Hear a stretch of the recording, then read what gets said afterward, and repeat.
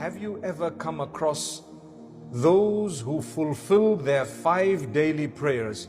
Not just the obligation, but beyond that they also take their time to fulfill the sunnah and the nafil, which are the voluntary prayers.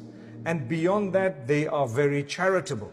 And you find their lips are moving in what would be the remembrance of Allah, the praise of Allah. Yet they are evil people. One might think, how is that possible?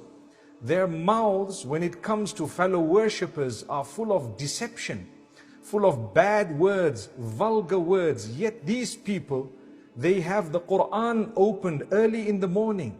They get up at times for Salatul Tahajjud, which is the pre-dawn prayer that is voluntary. Up at times for Salatul Tahajjud, which is the pre-dawn prayer that is voluntary. And at the same time, you would find them doing many good deeds. They would dress appropriately. They would dress very modestly. But unfortunately, shaitan takes over by making them belittle fellow human beings. They would deceive. They would utter vulgar words. They would make life difficult for others. They would create problems. They would gossip. And they would eat the wealth of someone. They probably could do major sin against fellow human beings.